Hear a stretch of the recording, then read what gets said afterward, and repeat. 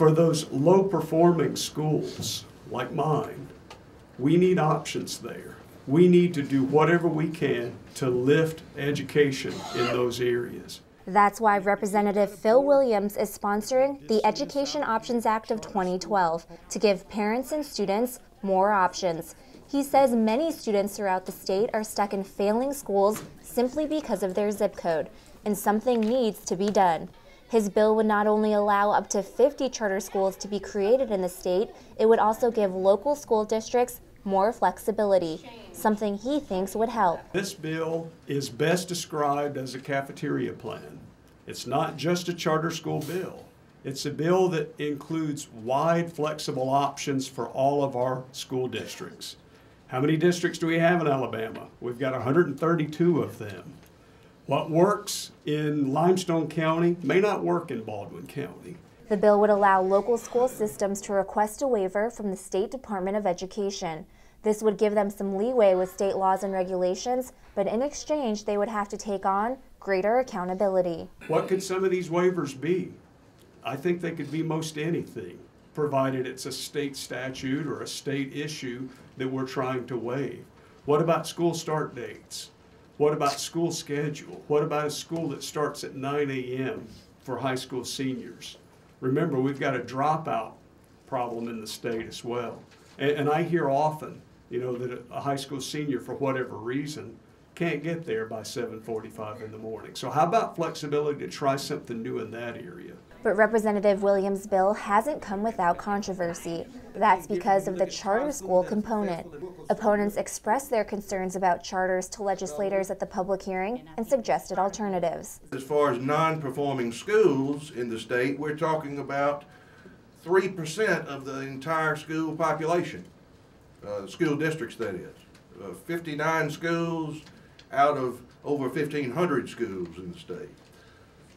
So I would suggest that this committee look at ways to improving those 59 schools instead of creating a dual system of public education in Alabama that would take money away from our existing schools that already do not have enough money. We're opposed to out-of-state management companies profiting from public school children in Alabama.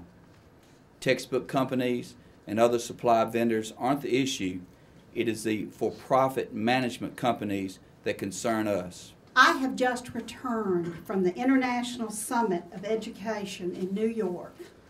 We heard from the 29 countries that are scoring better than the United States of America, particularly in math and science. Not one of them scored better because of charter schools or private schools.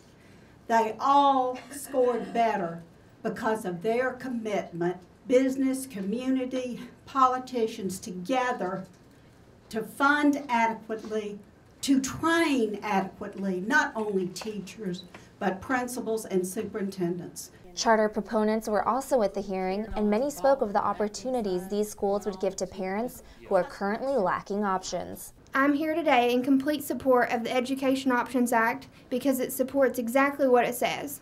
Options, an educational system where parents have more say over their children's right to an education, more freedom to decide which school their children attend, and more financial support to see that our children's dreams can one day become a reality. I think the bill is appropriately titled Education Options Act because it effectively identifies what is crucial in terms of educational reform efforts.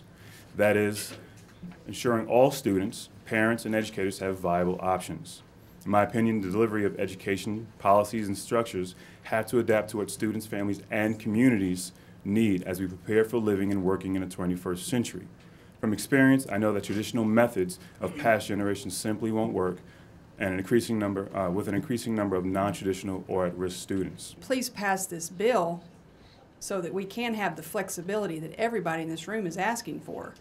As a parent who's having to spend an exorbitant amount of money to have the flexibility that I want for my children, I would propose to you that allowing the funds that follow the children to follow them simply to a charter school in which parents have the options to choose for their children based on how they know their children, their needs. The committee listened to public opinion on the Education Options Act for more than an hour. Lawmakers have not yet voted on the bill. They will tackle the issue when they return to Montgomery next week. For the Southern Education Desk, I'm Erica Colombo.